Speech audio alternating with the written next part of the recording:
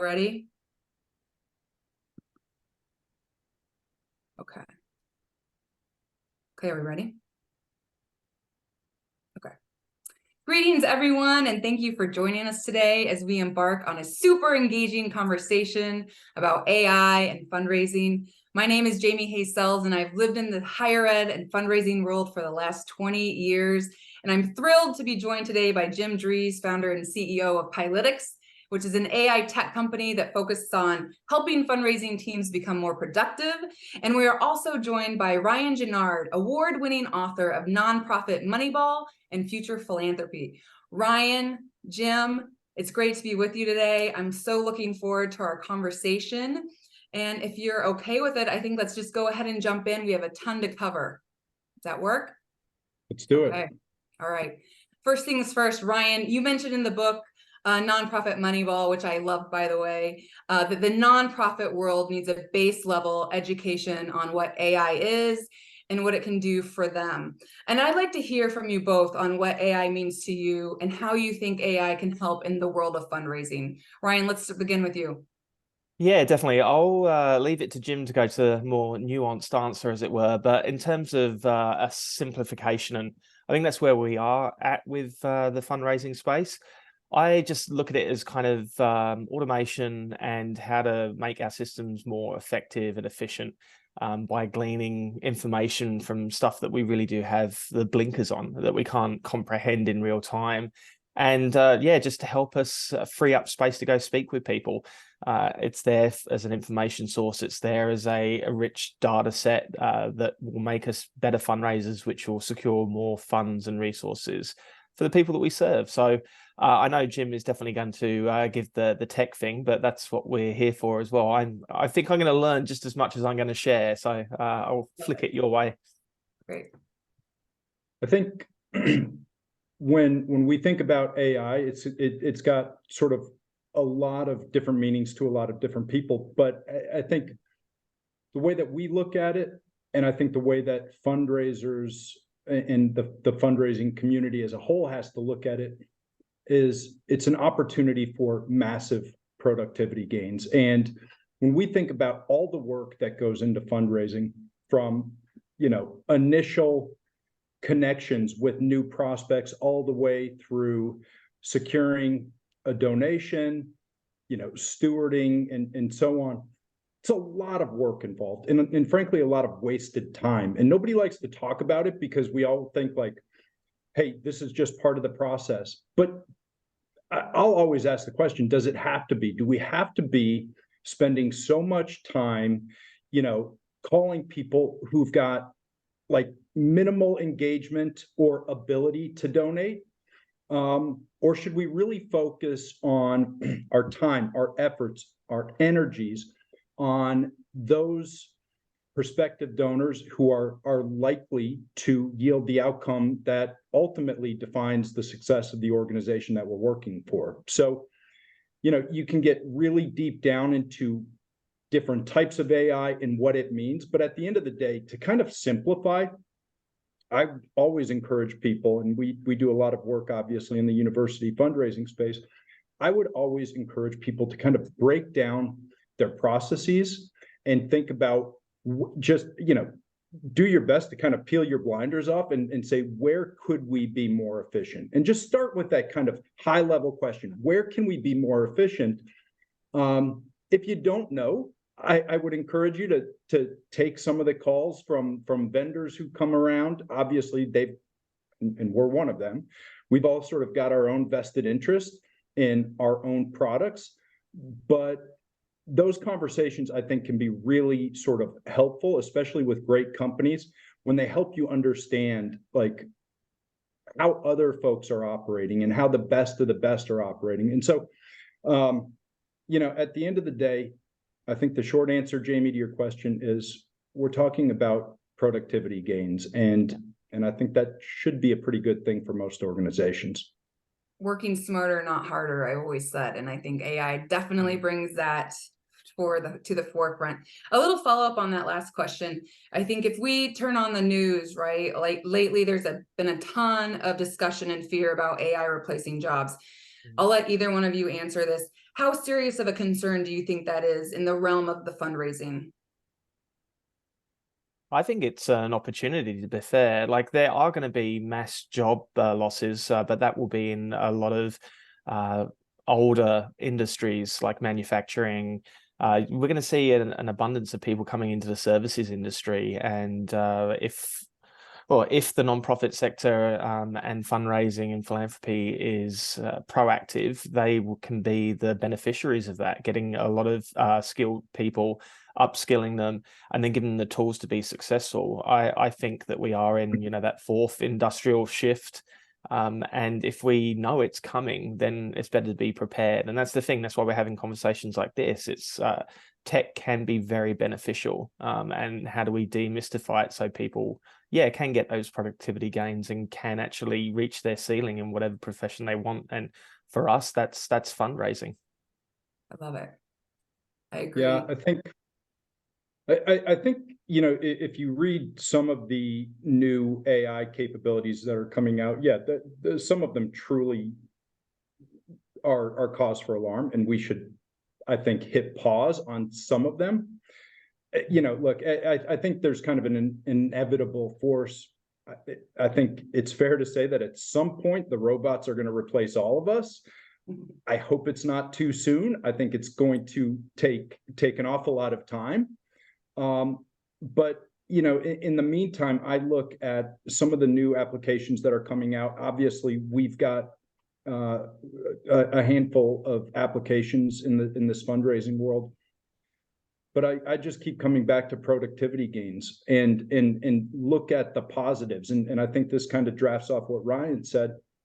And the positives are, if you're more productive, what does that mean? It means you can hit loftier goals. It means you can hit them faster. If an organization is really comfortable with its goals and folks are hitting those goals in half the time, go home early, spend time with your family, take a vacation. I think those are some of the benefits. And, at the end of the day, I kind of was a little tongue in cheek when I said the robots are going to replace all of us. I think if we can sort of think of our jobs as fundraisers, and I'm very liberally throwing myself into that group, the opportunity to get our jobs done faster and more effectively, I think, should be seen as a net positive for everybody. Love it. Productivity, number one. Ryan, okay, so you talk in your book about how our work in fundraising often really rests on hunches and intuition and not on careful examination of data and using science to identify and implement promising leads. Now, I know that in my career, that was absolutely true. Talk a little bit about that piece, and I'm anxious to hear Jim's thoughts after as well. Yeah, there's a real art and science to fundraising. And I think the art of fundraising is something that we've really lifted up. Like, it's the people that bring in the big gifts, but how did they bring in those big gifts? And we haven't really told the story. Even when we showcase like a $10 million gift to a university, we rightly lift up the work and legacy of the donor. Then we talk about the institution. And while these relationships do lie with the institution, where's the fundraiser's role in this? In Australia now, we're looking to double giving by 2030, and that's a government initiative. But fundraisers have never been in the conversation. It's like, how do we build the better vehicles, etc. So in terms of how we do the science, it's like, how do we break down the characteristics of a fundraiser, and how can we supplement them with the tools they need to, again, go out and have the conversations. Like, what's the number one way people give? And that's the ask, but there's a lot that goes into that. And so if we're forming better prospects, if we're informing kind of people that are the diamonds in the rough, like we always hear the story of the old, like, again, very generalization, the old widow that gave like $5 million in her will, but never had one conversation with the institution. How do we identify her in a data set where she's probably showing you everything you need, like opening newsletters, maybe being volunteering here and there, and then just didn't have that conversation. So how can we ping a frontline fundraiser to go have that, so that person can in her lifetime be involved with the organization as well? And if the $5 million comes at the end, well, that's fantastic. That's an evolution of a great kind of relationship with the nonprofit. But, you know, we should be identifying these people earlier and actually tracking the data. I know that I have used your system when I was at the University of Texas, and you know, I was busy. I had a portfolio of like over 100 individuals, and you know, the research team there is fantastic. But I wanted to see what AI could do and how I could be a better fundraiser. So I started looking at the system and who were the rated 5s that no one had ever talked to before, and just started reaching out to them. And it was like, again, it was a work in progress, and I still had the same problems as a fundraiser. People don't return my calls. But it was just really intriguing to follow that path and see where it led. Because, you know, there was patterns that I wasn't identifying, and, you know, at the end of the rainbow, hoping for that big gift. And it's only going to be a matter of time where we see AI has been the key to unlocking some of these. So how do we tell the stories? And it's baseline and kind of introductory conversations like this that will get us there. Yes, well said. I think, Ryan, that word that you used, patterns, right? At the end of the day, that is what really great AI applications can help with, identifying the patterns. And when we think about the process of securing a gift, and especially a major gift, you've got in that sort of whole process, you've got a gift officer, you've got a prospective donor, you've got a gift type, you've got an ask amount, you've got all sorts of activities back and forth. Those tend to fall into patterns, gift officer patterns, donor patterns. And if we can learn from them, that's where we can really sort of, I think, accelerate the processes. And you know, as you said, with your experience at the University of Texas, focusing your time in a way that sort of mirrors the patterns or matches the patterns that tend to produce the best outcomes. So you know, when we talk about the art and the science, I totally agree. And I would also say, from an art standpoint, what the AI cannot do, it can't replace the humanity, right? At the core of fundraising are relationships, and some of those relationships develop very quickly. Many of them, though, form over a long period of time. And at the core, I think, of every one of those relationships is a human connection.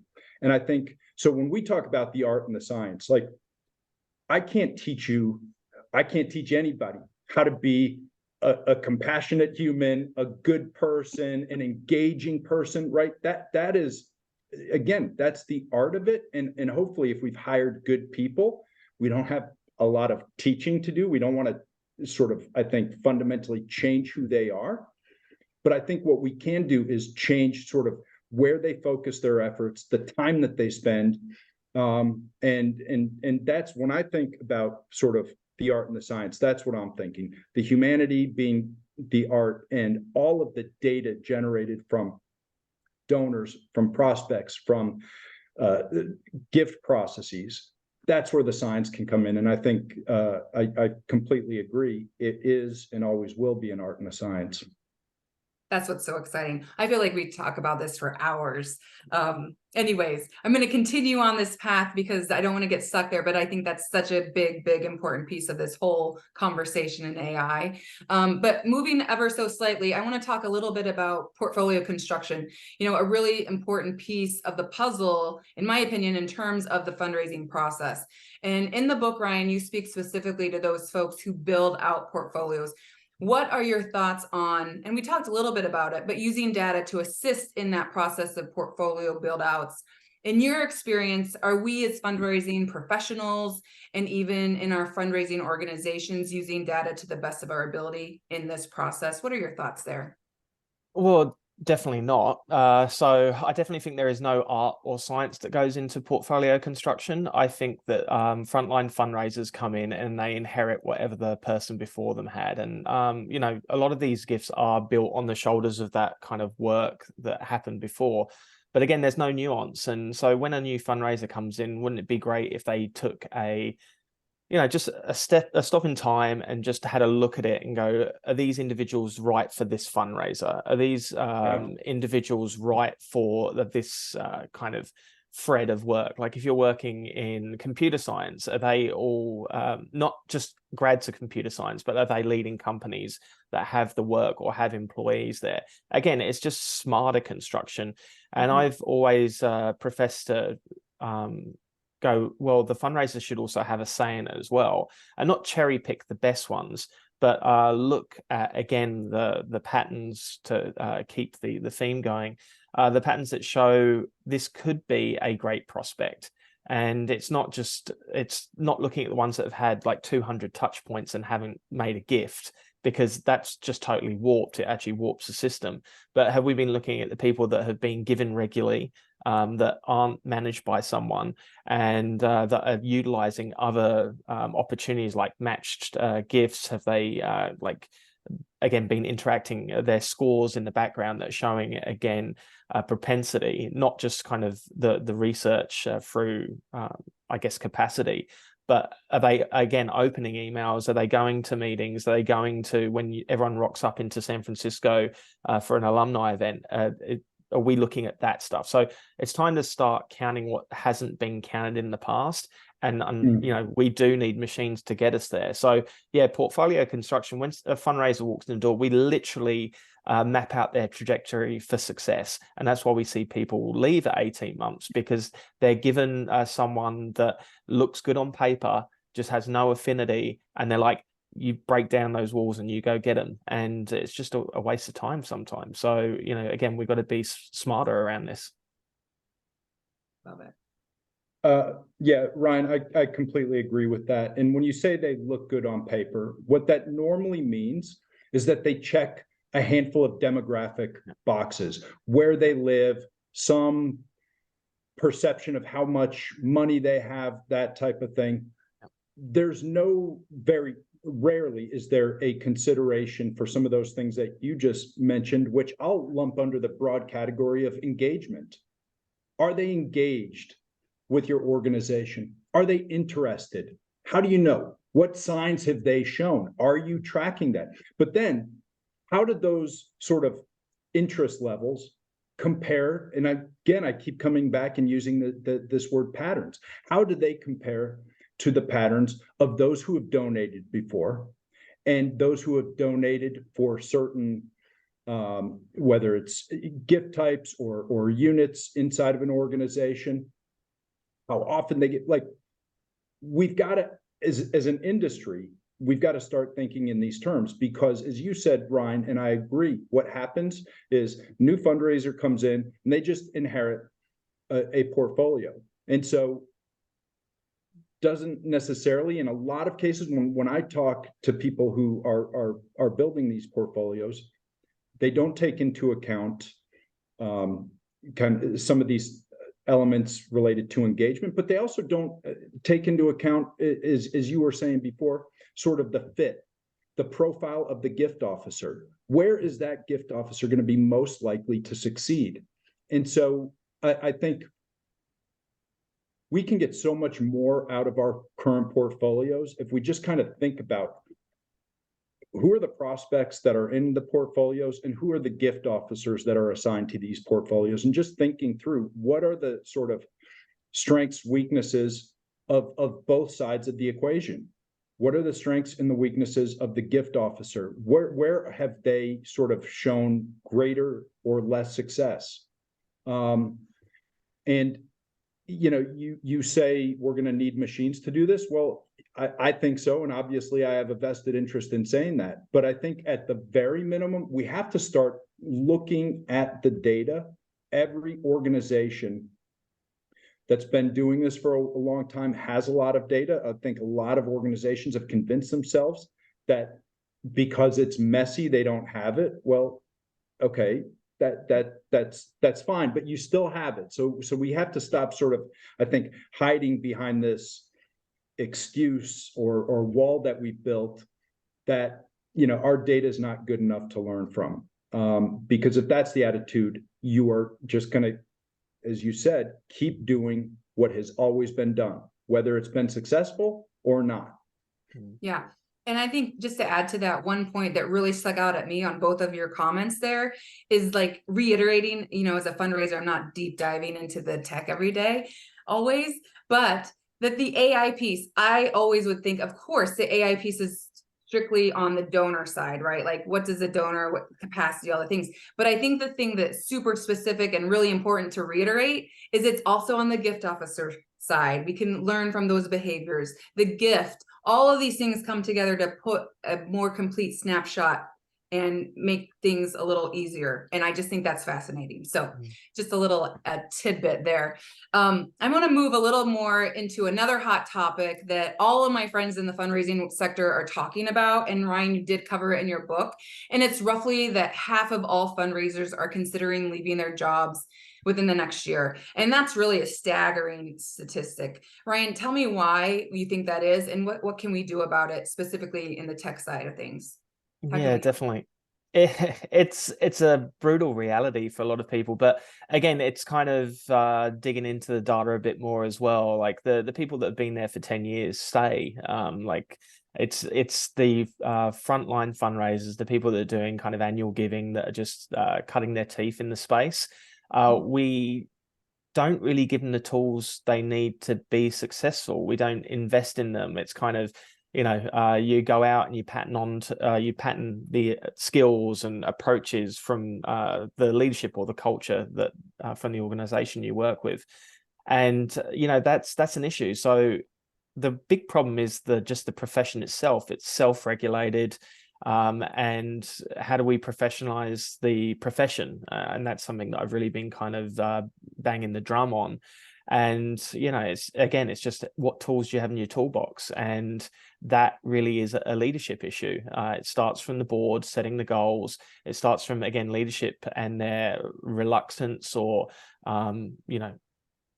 their understanding of the tech and bringing it in. Again, it can be a lot more simpler, and we can actually retain a lot more by, again, showing them what a career in fundraising looks like. But, there's no silver bullet to it. So my thing here really is just the professionalization of it. And that comes from both the work on the ground and the work in the back room, as it were. I love it. Yeah.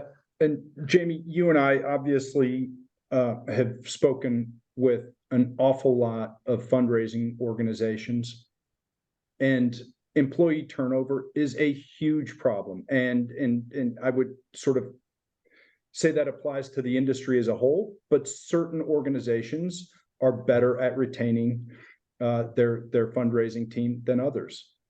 And when we look at this, one of the things that we see is that there is a high correlation of success and staying, right? I think there's just a job set, and it's an obvious point, but I'm going to make it anyway. There's a satisfaction that comes when you are successful in your job, and when you know that the organization is invested in your success. And there's a lot of different ways to invest in people's success. The one sort of huge mistake would be just to lower the bars and of how we define success. I think at the end of the day, though, when we see organizations that are really sort of investing in the tools and the processes and the framework that support fundraisers, gift officers attaining goals and attaining higher goals, that's where we tend to see that they don't have as severe a challenges as other organizations. And I'll just make this point too.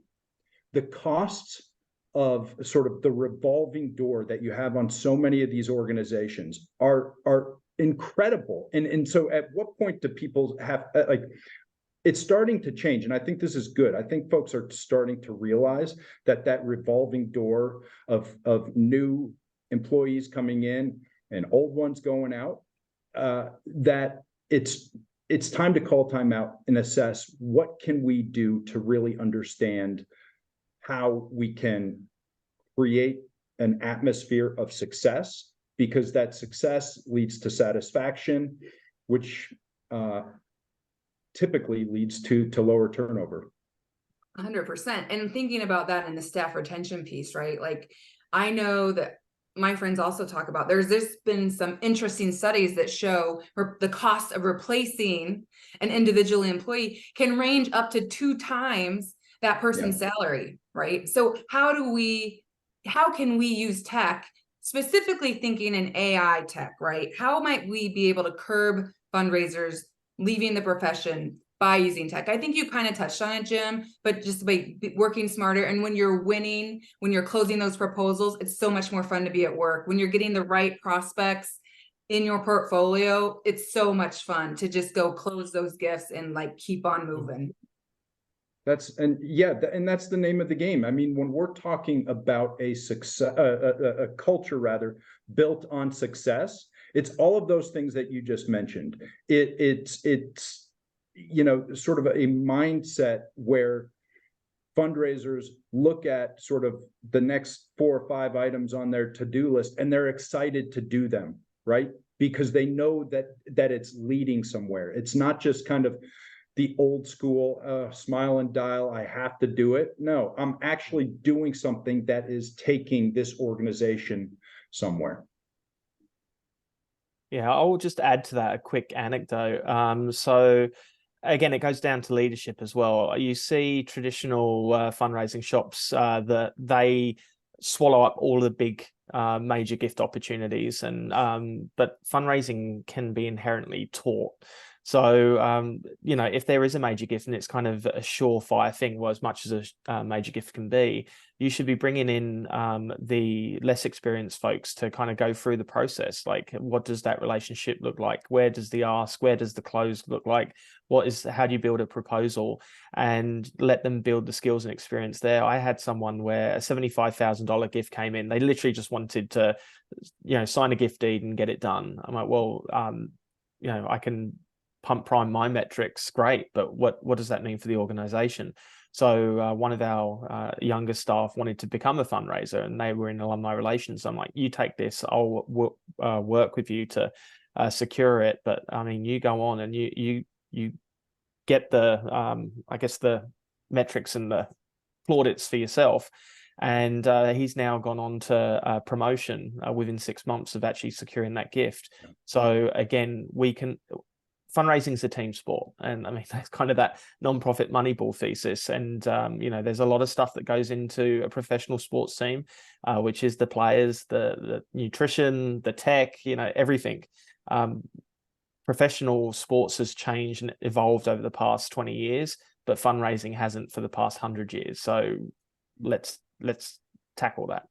I love it. And being a good teammate, helping lay the foundation for them, and really, being a good steward to philanthropy. I think all of those things is so important. I think we can all agree that fundraising, the profession, is really evolving at a rapid pace. And how can we help fundraising, but specifically thinking BI professionals, stay ahead of the curve in terms of tech? Do you want to take this one, Jim, to start? Yeah, I think when we think about BI professionals, business intelligence, analytics, it's a really vitally important role. There's so much data. I think we tend to encounter sort of 2 mindsets of the analytics leader in higher ed, certainly. I think there's one profile that has sort of been conditioned to generate reports when constituencies throughout the organization have reporting needs there, or you've got folks who are going to a different city and they just want a list of 10, 20 donors with certain profiles. That's a lot of work, right? And so they sort of get into this habit, but it's really, they get into a rut of just sort of seeing themselves as the report builders. The other side, and we're seeing more of these, and I'm really excited about this, is analytics leaders who think of themselves as strategy leaders and have been deputized to be sort of the strategic arm of the organization. I think that's really, really important because, you know, if you're building a strategy that's based on gut instinct or what has worked before or what we did at another organization, I think you're missing an opportunity to leverage the data that you have at your fingertips, because no two organizations are identical. You cannot expect a strategy that works somewhere else to work in your organization. The best BI and analytics leaders that we have the pleasure of working with have been given the authority to they've been given a seat at the table, right? They can impact effectively the entire revenue strategy. And I think regardless of what category a BI leader is in, but especially if you're sort of over on the side where you've just kind of fallen into this rut, I would encourage everybody to look for allies throughout the organization, make sure that everybody sees if even if it's a relatively meaningless report that you're constructing just because you've been asked to and that's your job, make sure that people understand and see the value that you're creating for them. And hopefully you've got a few allies in the organization who can help get you that seat at the strategy table, because I think that is really fundamentally important to this kind of shift of working smarter as opposed to harder. Yeah, there's a good meme out there where it's got like, it's actually a football game, a college football game, and there's the guy in the stands and his girlfriend's the cheerleader, and there's like three kind of male cheerleaders underneath kind of boosting her up, and then it's like all the advancement resources kind of BI folks underneath, and the person at the top is the frontline fundraiser. So yeah, it's there's a lot of stuff that goes into it, and again, a lot of it should be self-service. So frontline fundraisers should be taking the initiative to go into the systems and pull the basic reports to stop folks just being there. You're right, Jim, just for segmentation purposes, to send out a curated email. Like, we need to free them up to start tackling those big data projects and you know, weaving in and exploring new tech, like using NLP to identify a ton of people that have spoken about AI in the past for a gift to computer science, and then identify the top 50 prospects based on things like that. And when we do create efficiencies through automation and through better systems, we can't be giving them more rudimentary tasks like, hey, now we've got an extra hour, let's have a weekly drop-in. And, you know, you fix your desk and they come in with problems like, how do I turn my PC on? So, you know, let's just get with the times and free up the expertise that we've hired. Absolutely. I love it. I love it. Okay. This is so good. We could spend 7 more hours, I think. But let's move on to the topic of donor scoring. Ryan, you shared some good nuggets on donor scoring in the book. That said, I'm wondering if you have any specific thoughts on how some institutions manage their donor scoring or even lack thereof. I'd love to hear your thoughts. One of you can start. Jump in. Don't be shy. Yeah, Jim, you go first on this one. Well, you wrote the book, but I'm always happy to.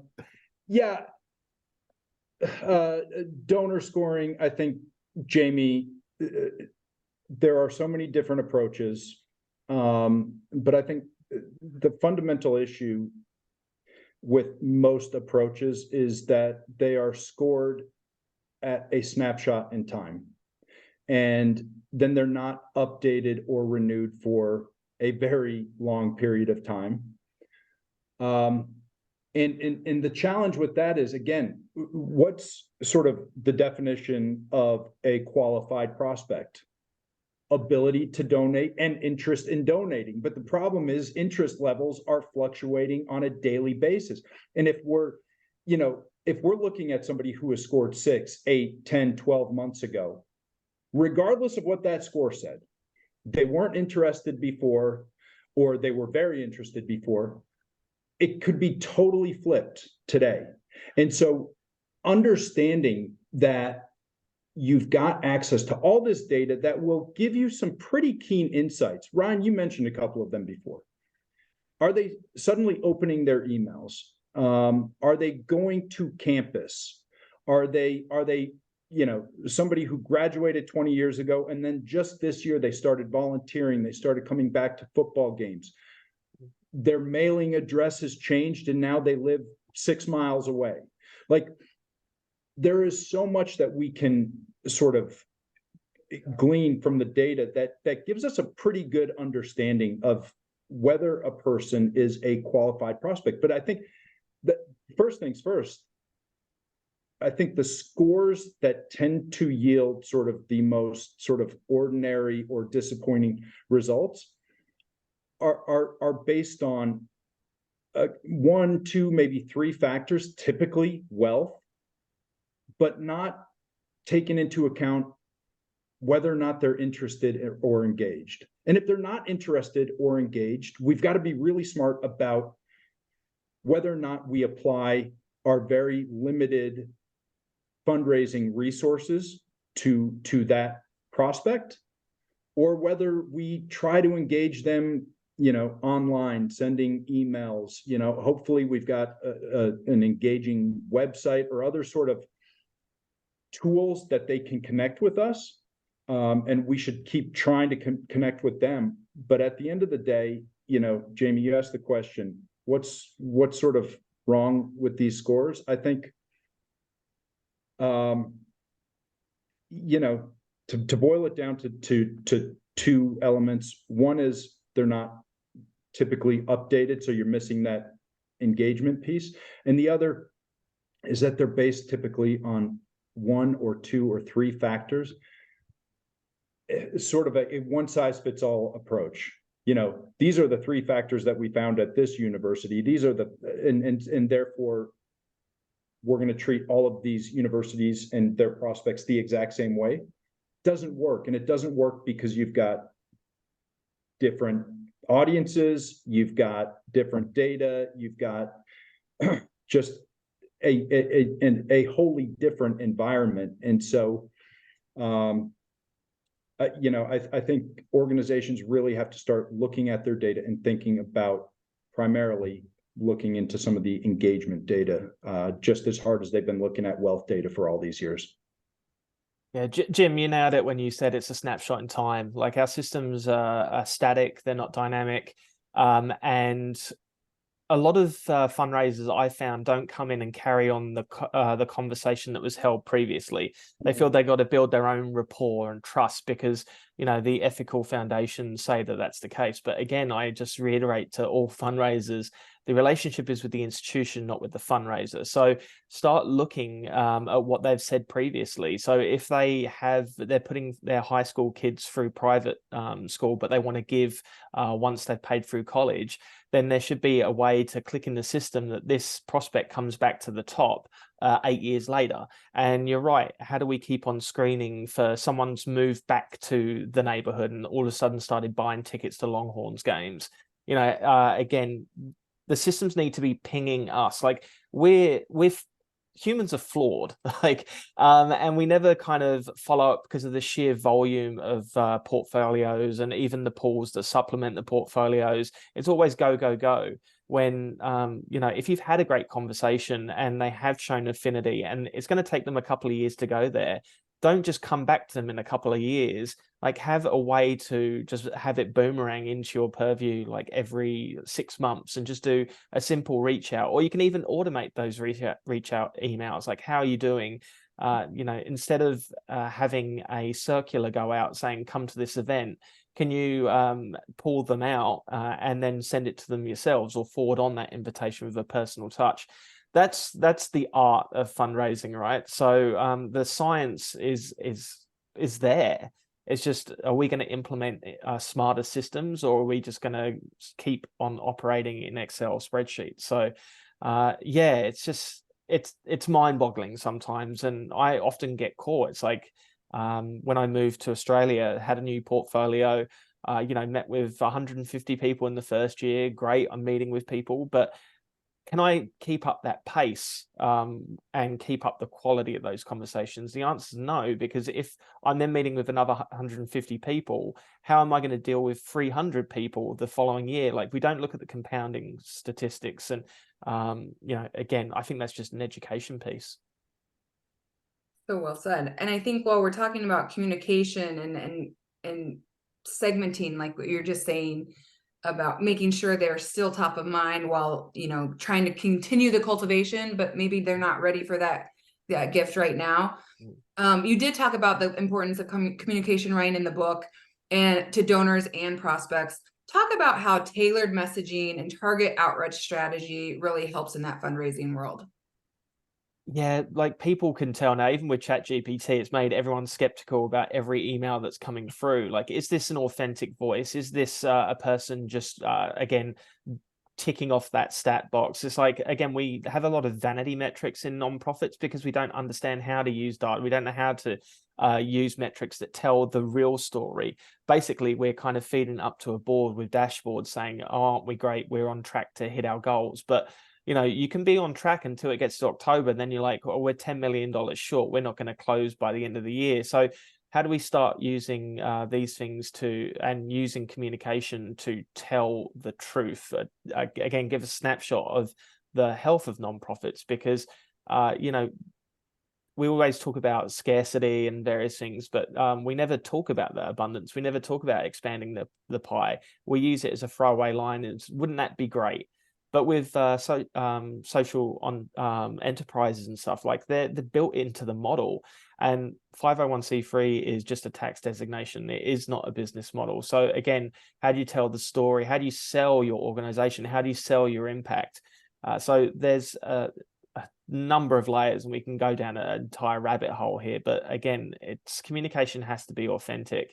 And that's where I say we probably wouldn't defer to the machines. The machines, again, would show, you should be speaking to this person now. And then it should be, again, someone who is personable, has all the attributes of a great fundraiser, to go, okay, I can do something with this, and I can enhance our message at the right time, at the right place. And, the community benefits from it at the end. Yeah. When you talk about communication, I wholly agree. It's got to be personal. There's got to be a sense that this is a human being reaching out to another human being. I think one of the things, when we talk about sort of the university fundraising space, one of the things I think, or one of the areas, I should say, that universities are to some degree shooting themselves in the foot, has to do with the metrics that they're tracking and the ones that they're not tracking. So when we talk to a university that we've never spoken to, that's one of the things we want to know. We want to know, what are you tracking? What data do you pay attention to? More than half of the time, we'll hear things like, well, we've got monthly visit goals, we've got call campaigns, and we want to see how many calls and emails are going out and these types of things. There is a focus on quantity, right? Now, I get there's got to be sort of a base level of activity to get any results, but this focus on quantity, and especially focus on unattainable quantities, results in things, Ryan, like you were just talking about, sort of mass-produced communication that lack any customization or humanity in the messaging. And it's just like, if you're telling folks you've got to get, X number of appointments, X number of calls, X number of home visits. And once again, I understand the need for some base level, but that does two things. One is it promotes sort of the idea of just activities for the sake of activities. Yeah. But it also encourages people in fundraisers who they haven't pulled everything together yet. It puts them in a position of sort of like doing what they have to do not to get fired, as opposed to doing what they have to do to learn how to be a better gift officer. And so I think when we talk about communication, yeah, it's got to be human, and it's got to be real and authentic. But in order for that to happen, I think organizations have to take a step back and think about their data and think about the behaviors that their processes may unintentionally be creating.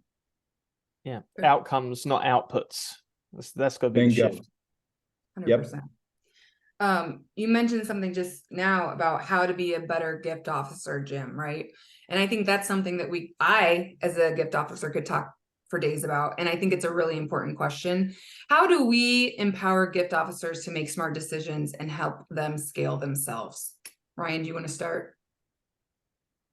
Yeah, I think it's just that team approach. It's having kind of leadership take an active interest, not just again looking at where the numbers are. I was very blessed to be exposed to a campaign director at the University of Texas, where they were just a shared resource. They would spend all their time just working through the portfolio. Have you done this? Have you thought about this? Oh, that's a great idea. Have you kind of brought this person in? It was like a conduit to expanding their, not just their networks, but also kind of what could be.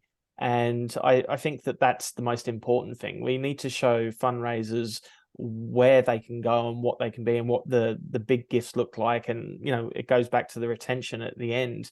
We can pattern good behaviors, but those behaviors shouldn't necessarily be the ones that have made another fundraiser successful. Like, every fundraiser is different.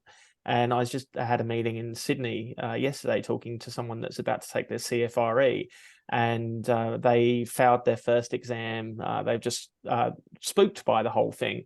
And I'm like, getting the CFRE isn't a thing to show that you're a good fundraiser. You are a good fundraiser. You're hitting your goals. You're in the profession. You're values driven. It's just a passport to get to the next level. And I think kind of tech and good solid platforms is that passport to a next level. It's just, we all have different kinds of passports, right? It gets you into certain countries, and depending on, again, the agreements that have been predicated before that moment. So yeah, it's just, there's a lot that goes into it. It's, again, we could do that 7 hours of conversations and go off every different vertical, but it boils down to, again, just, are we educating them right? Are we getting them to expand their ability to grow into a major gift fundraising role, a principal gift fundraising role? And you can't do that alone. So Jamie, when I think about sort of the DNA of the best fundraisers, we're talking folks who are perpetually optimistic, right? Prospect says no, and they hear no for now, or yes next week, or yes next year, right? They've got that optimistic mentality. They hate hearing no. But if we want to really talk about empowering teams and empowering fundraisers to scale themselves, we've got to get them comfortable saying no, right? And here's what I mean by that. You know, what so many organizations do is they encourage, whether implicitly or explicitly, they encourage every single prospect in the portfolio to go to a final conclusion where they, you know, sign the proposal or they decline, right? And what happens so often, and you know, Jamie, you've heard me talk about this, but we've seen it too many times. And so, like, you know, when we look at a data set and we see that a gift officer has taken a prospect to like 14 lunches, right? And there's this expectation that the 15th lunch is going to yield a different result, or, you know, events or tickets or sideline passes or one of these like really great things, like we're going to get something better. Well, at some point, you know, again, the gift officer being perpetual optimist, we've got to help that gift officer sort of peel their blinders off and recognize maybe it'll come in, but it's not coming in today. And we've got to be able to push this to the back burner or kick it back to the pool, because every time, you know, that 15th meeting, that 16th meeting, that's time that you're not spending with somebody else who's in the portfolio, who is much closer to the yes. And, you know, that's going to be a major shift in mindset, certainly for some fundraisers, but it's going to be like a day and night sort of reversal for some organizations who have really convinced themselves that we've got to sort of take everything out to a final indefinite conclusion. And there are AI tools that will help and say just that, right? Show us the data and let's 100%. Yeah. 100%. Yeah. Let's talk a little more, dig a little deeper in the data piece. I think, you know, talk about how using data can be beneficial in, you know, not only fundraising organizations, but how we can help build out not only prospect lists, but also the data pools that some organizations use. I'll let you go, Ryan. I knew you can do it. I was just going to kind of actually follow on from the last point, and you know, again, it's about handling objections and it's about reality testing as well. And the data does show that. Like, I mean, just looking in the back end of your system, Jim, it shows when folks are sandbagging a gift. It's showing when, you know, they're not doing the right things. It shows, again, that all the touches in it then tells a story of why you're having kind of 15 lunches, like what's up here. And it's not to the detriment of the fundraiser per se, but it's up to, again, leadership to identify that and then have a very honest discussion with the fundraiser going, look, we're seeing this. Are you seeing something different? You know, tell us what is making this prospect so special. And again, it's just, it's not deferring to the systems, but it's having, again, the patterns that are actually manifesting in these relationships and adding color to them. Like, we look at data so much from a binary point of view, but there's so much complexity and layers to it. And if we ask the right questions, we get to the right answer eventually. It's like you see, you know, for educational nonprofits, like 97% of students are graduated from our program.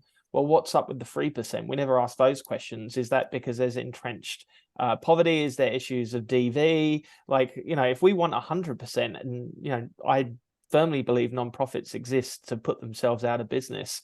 You know, again, how can data inform better work? That's why I kind of always talk about machine learning, because we can, all these big data sets for organizations that have been around for 50 years can probably pinpoint patterns that we've never seen in, you know, again, those vanity reports that, you know, have been commonplace for the past 20 years, and go, hey, have you ever looked at doing this in terms of, you know, solving homelessness? And, you know, we could move from civic triage to really seeding the solutions of tomorrow. And that goes with fundraisers as well. Like, are we just keeping up appearances and, you know, over stewarding our big donors when our big donor might be unknown to us, and they're literally being the can's being kicked down the road with them, and they're being taken to, and I'm assuming we'll talk about kind of the washing machine approach, and that's what it is. It's like, when I came back to Australia, I was horrified. There's people that have had over 200 interactions, that have been to every VIP event in the world and have never been asked. And then I'd go, okay, I'm going to go clean this up, because as I said, handling objections is a big thing. And they weren't going to give. Like, basically, there was a time they probably would have given, but the ask wasn't made in that time. And everything shifted there, but we're still looking at them as that donor 10 years ago. So yeah, I totally went off in a tangent there, but that was definitely starting to, it's 6 a.m. here, so I'm starting to wake up and I'm starting to get agitated again. So thanks, guys. I love it. I love it. You touched on two things I want to talk about, and let's start with the washing machine, right? So in the book, I loved this. So you made a great example about how fundraising is similar to a washing machine. So bear with me, I'm going to just touch on it a little bit, but how most everybody uses it. But when we upgrade them, they run faster, they run quieter, they run more efficiently. And I just absolutely love this analogy as it relates to technology and fundraising. So I want to start this with Jim and then go back to you, Ryan, unless you switch it up on me, fellas, and I don't really care. But share your thoughts on how can tech and fundraising, specifically in the AI space and fundraising, how can we help teams run faster, more efficiently, help accelerate their fundraising success, help productivity? How can we do that? I think at the simplest level, and this goes back to something that Ryan had said before, I think we've got to define what are challenges in every organization that are associated with a big mountain of data. And so if we think about like what Ryan was talking about, who are the next wave of prospects, right?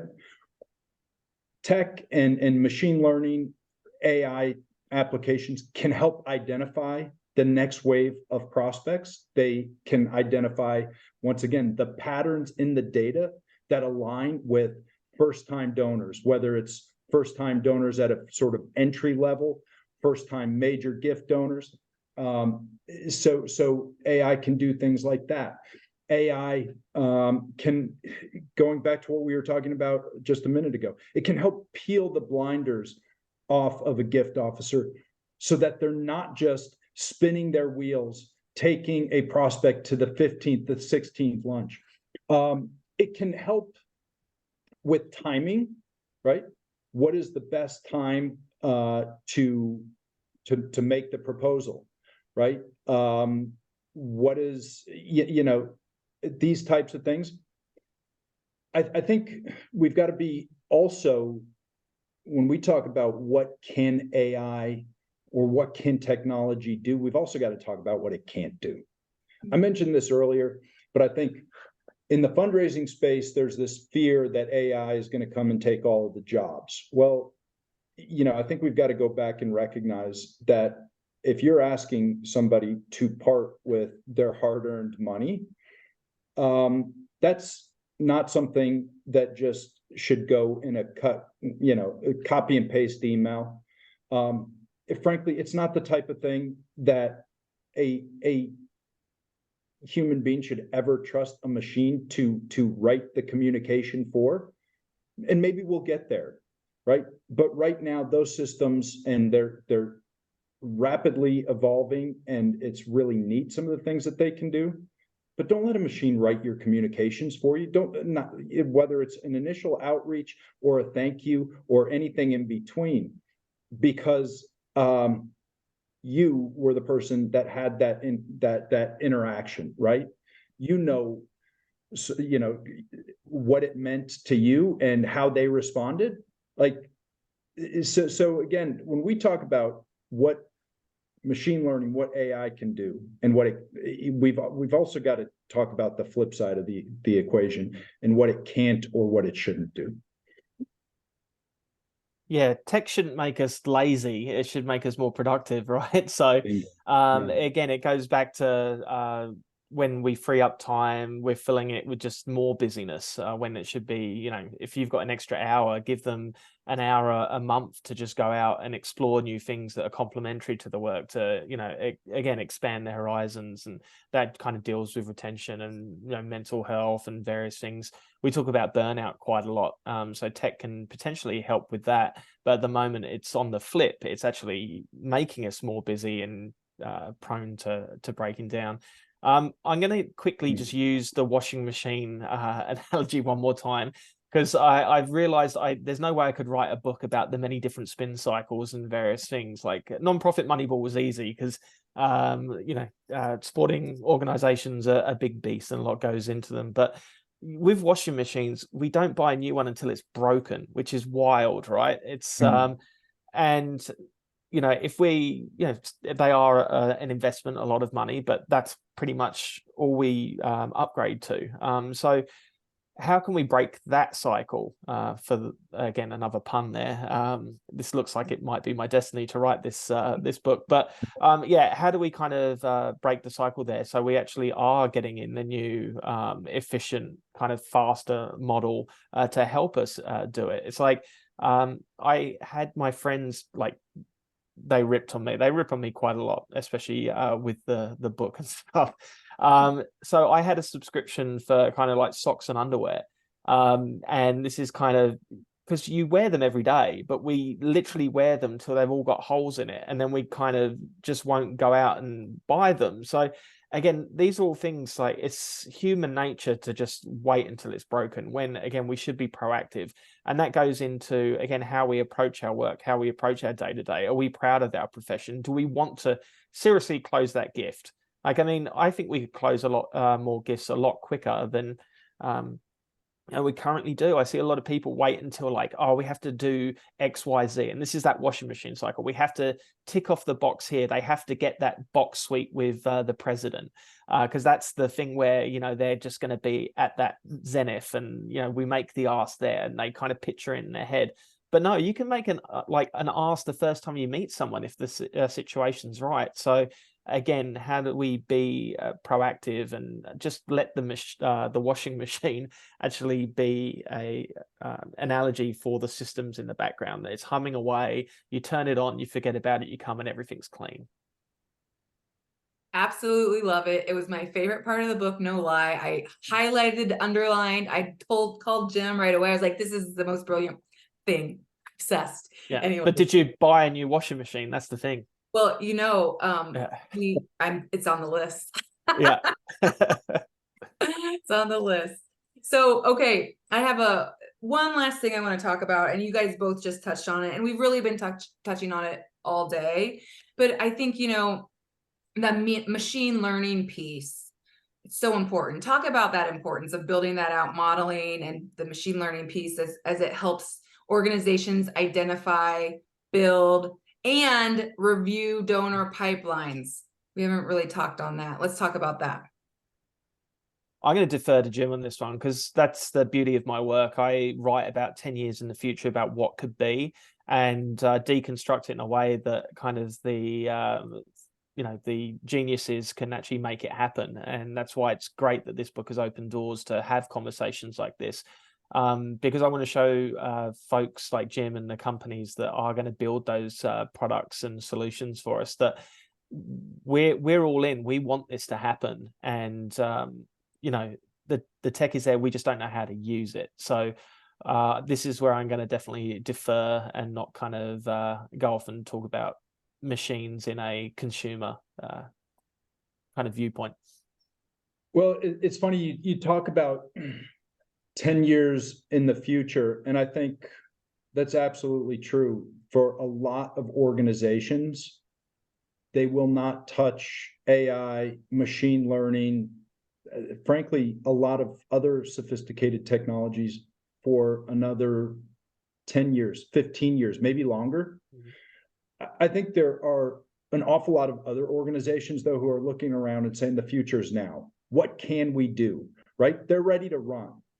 I will tell you though, and I am super apologetic for throwing cliches in here, but we've got to, as much as there are some organizations who want to run, they're not ready. We've got to really take the crawl, walk, run approach. And I think the crawl phase is sort of a planning and thinking about what can we do, and having whether it's imagination or foresight to just think about every part of their organization operating more productively. They can get there, and it doesn't have to take 10 years or 5 years or even a couple of years.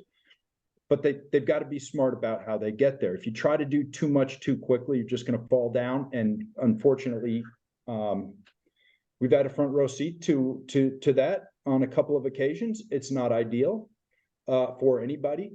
But I think the first thing, the crawl phase is plan it out. The walk phase is start pulling together data and integrating it in such a way that you can actually use it. And thinking about what are the end use cases, right? When we think about, and this gets back to the planning, but when we think about what do we want to be like, whether it's, sort of the prospecting or some of these things that we talked about with gift officer productivity, asking the question, what do we think is achievable? And then sort of reverse engineering from there, knowing that you've got to have a plan, but what data is going to be useful in that? And when you've got that plan, think about, some small wins, right? Some small wins, and this gets back to the analyst or the BI professional, being able to sort of show the results of some change that's taken place using the data that you're now collecting so that you can sort of pull the rest of the organization with you, because there are some folks in every organization. If you've got 10 people in an organization, you're going to have 2 who are ready to run today, and you are going to have 2 who are totally comfortable with the organization where it is, and everybody else kind of in the middle thinking, hey, if it works, we're in. And so I think, the folks who have the vision, I think, have to pull their colleagues, along into that vision. Yeah, there's no off the shelf kind of product solution. And yeah, Jim, you're spot on there. It's a learning process. And that learning process definitely starts with leadership going, we're going to bake this and weave this into our very DNA, because we see the benefits of it down the track. The dangerous thing is that all the solutions that come our way through tech advances and end of nonprofits and fundraising shops are end of kind of product verticals. So person that started off in kind of business has just gone, oh, let's get a new team in and we'll have a nonprofit vertical revenue model. So again, working with people and, again, Jim, just your organization works arm in arm, and that's how it's got to be. It's got to be a partnership. And I think if those partnerships happen, the tech companies will actually be pinging them going, hey, we just found this, because they get excited about the results as well. Like, hey, we just found this prospect, like you should be following them now. And having that proactive relationship, I think, is going to, again, showcase some of the big wins and will help chip away at the skepticism that exists. And that 10 years in the future can be today or it can be tomorrow. But it needs to happen. It's going to happen. It's just, again, how is it going to be adopted? And is it going to be adopted in a way that, again, is productive and isn't weaponized? Brian, I try to carve at least an hour every day in the data sets of our clients. And what you just described is absolutely the best part of my day. When I can see something where the light bulb went off, where they made a connection that they weren't going to make otherwise, right? And I feel good about it, and I'm not even on their side of the fence here. And I think what's really exciting is when those light bulbs start going off, right? Because I can promise you, any change is not going to get universal adoption on day one, but it's when one person starts having success, then that person tells his or her colleagues about it, and they start getting involved with it. But that's kind of, I think, internally, it's got to be the mindset of sharing successes and experimenting with some, you know, new approaches, new tools, that type of thing, keeping the experiments relatively contained until you're sure that there's sort of applicability for the organization. Yeah. But I think, you know, the organizations that are running today, they've kind of got that DNA running through them.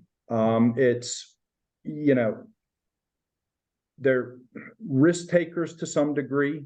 They're not sort of throwing the entire organization behind a totally untested approach, but they're taking some chances. And there is an imagination or sort of a bigger vision that we can do more without sort of adding, you know, doubling the headcount of the organization or paying millions and millions of dollars to retrofit everything. It's like, you know, if the vision is there and the belief is there that you can be more productive, working with partners internally and working with partners externally, and sort of taking this sort of innovative experimental view, that's kind of the common thread that we see through, you know, what I would consider to be the upper echelon of organizations. Spot on. And nonprofits scale in different ways as well. So how do we replicate? That's what we need to be investing in. The replication. Can this thing that we've found be put into different business units? Can it actually, you know, if a solution, you know, we go, okay, well, they've solved chronic homelessness, so how do we scale that? You can't, because you look at it, sometimes you have a charismatic CEO, sometimes it just works for that location. So what are the traces that really made it work? And how do we double down on that? And how do we use that replication to scale? It's, you know, again, the thing that stresses me the most about nonprofits is that you can't scale like a business, because, you know, you create more widgets, you can create use the economies of scale there and create it cheaper. If you're successful in a nonprofit, like if you start bringing in more resources and there's more demand, then you have to hire more staff, and it's actually, you know, sometimes for some organizations it's detrimental to be successful. So again, it's just a change in mindset, and I think that that's where we get to the crux of what we're talking about. It's a change in mindset for people to, again, see tech solutions as a value add, not a distraction, but it all comes into, do they have the appetite to it, and are they finding the right partners? I love it. This has been such a great time. Again, for our listeners, I won't continue another 3 hours, but I think we definitely could. I'm wondering in the last few minutes, if there anything you would like to leave our listeners thinking about as it relates to AI and fundraising? Any last words? I'll pick up on that last piece that Ryan just said, finding the right partners. I run a software company. I want people to buy our products. I don't expect anybody to just call us up and write us a check. I expect them to be skeptical of us and any other technical product, because again, these tools, when we talk about AI and machine learning, these tools are so powerful, and they have, in many cases, the ability to really transform an organization. I think it's I think it's just fundamentally important that, you know, organizations, nonprofits, universities are smart about how they buy, and make sure that their vendors are educators first and foremost, right? Not just saying, look at all this great stuff, and, you know, look at these 3 other organizations and look how successful they are, or showing you a bunch of logos and giving you that impression like, hey, everybody's doing it, so you don't want to, you know, you don't want to get caught behind the 8 ball here. Educate, right? And push vendors to educate. Why is this better than what we're currently doing? Why is it better than other similar types of solutions? How will it impact me? And how, to Ryan's earlier point, how are you going to make sure that it does, right? I think if if a tech company comes in with a promise of some result, there should be an expectation that they're going to help you see that result. 100%. Yeah, we've very much spoken about the benefits of kind of tech in the fundraising profession, but you know, we have to make an acknowledgement that we haven't got the ethics or the kind of privacy issues sorted.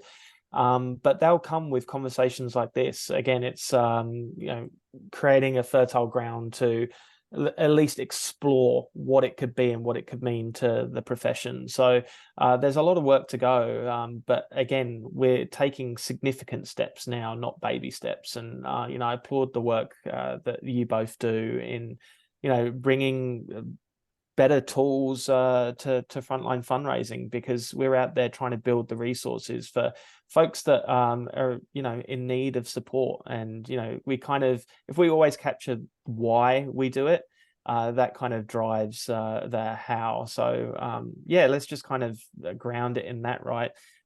If you can help us identify someone that potentially give $10 million, that could change the trajectory of families and you know, the generations that come after them as well. And that's a pretty powerful legacy. So I applaud you for kind of moving the needle on this space. Well, Likewise, I think, Ryan, I've now read both of your books.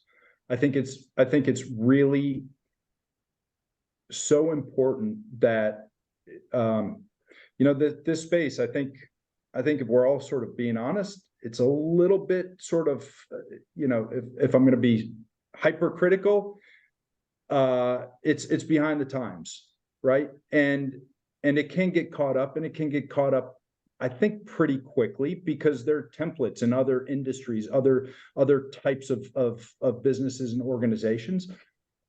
There are templates now that can be followed, but I think there's been sort of a fear or a hesitation. I think a lot of universities and other nonprofits have convinced themselves that, oh, we're different. We can't be doing all of this stuff for a million different reasons. Most of them are completely nonsensical. It's fear. At the end of the day, it's fear of the unknown. And so I think when there's somebody out there who's telling stories on a massive scale, I think it is sort of the hopefully part of the rising tide that's going to lift all boats in this space. So another cliche there for you, Jamie.